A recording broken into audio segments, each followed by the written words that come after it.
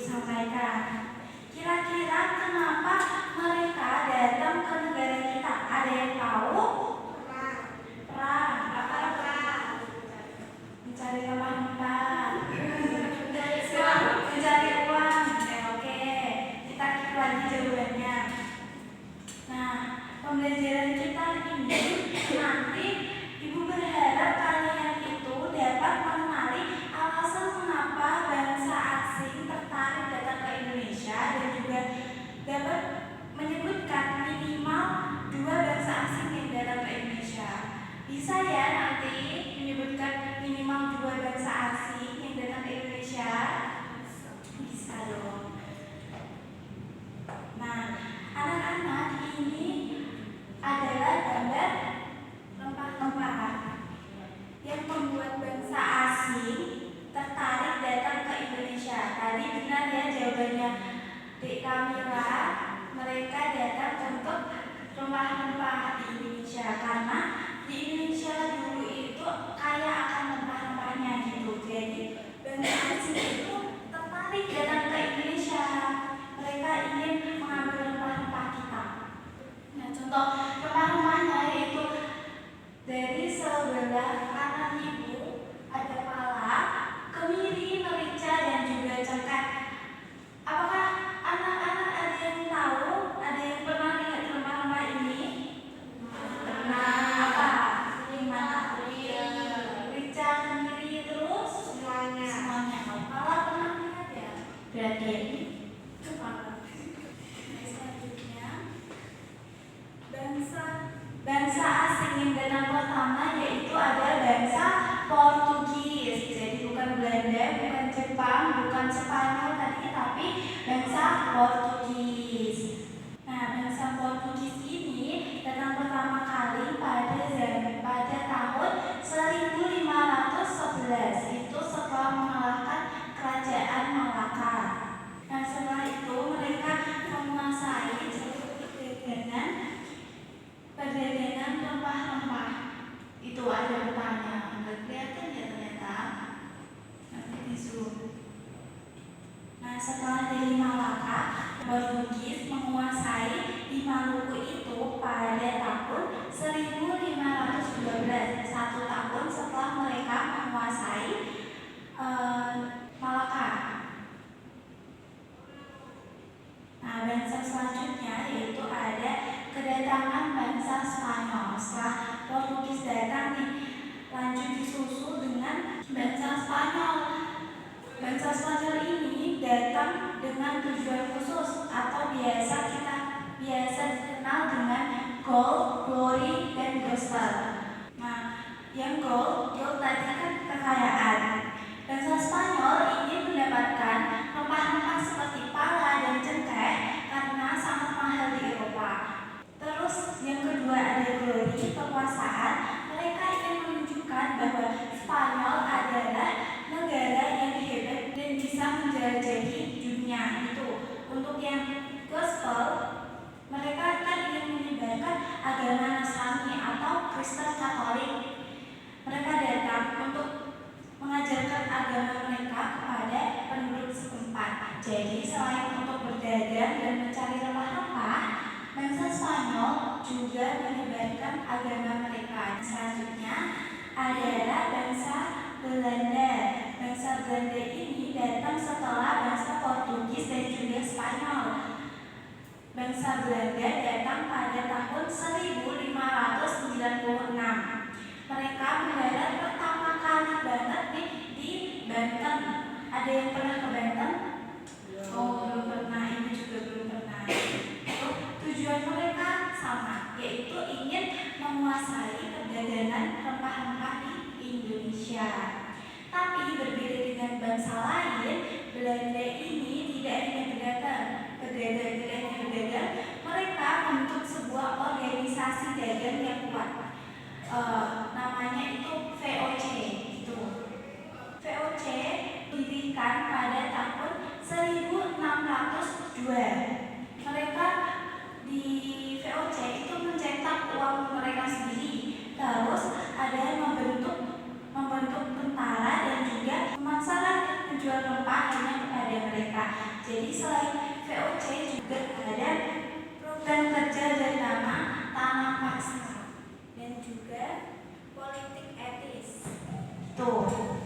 Nah, yang selanjutnya adalah kedatangan bangsa Inggris. Bangsa Inggris ini datang pada tahun 1628.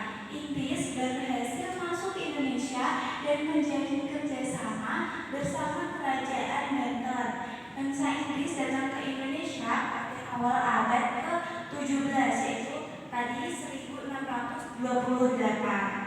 Nah, hampir bersamaan dengan Belanda kedatangan Inggris itu. Mereka datang karena ingin ikut berdagang rempah-rempah seperti pala, cengkeh, dan lada. Wilayah tujuan Inggris pada waktu itu mereka pertama kali mendaratkan di Banten. Mereka bertujuan di sana untuk membuka hubungan dagang. Nah, selanjutnya mereka ke Jayakarta atau sekarang yang disebut dengan Jakarta. Mereka mendirikan kantor dagang atau disebut dengan kantor loji. Tapi kalah oleh Belanda karena waktu itu kan datang hampir bersamaan dengan Belanda, jadi kayak saingan gitu sama Belanda. Terus setelah ke Jayakarta, bangsa Inggris itu pergi ke Bengkulu. Nah, setelah kalah di Jawa, kalah di Jakarta tadi, mereka pindah ke Bengkulu. Inggris ini pindah dan membangun benteng Marlborough di sana. Selanjutnya adalah game turnamen. Ini ibu akan membagi kalian ke dalam dua kelompok, masing-masing tiga orang ya dalam satu kelompok. Nanti kalian akan bertanding. Bertandingnya itu ibu akan nanti ada pertanyaan yang muncul. Nah, ibu nanti membagi kalian ke dalam dua kelompok, lalu membagikan kartu informasi ini. Nah, jawabannya ada di kartu ini semua. Nanti ibu kasih beberapa waktu sebentar untuk kalian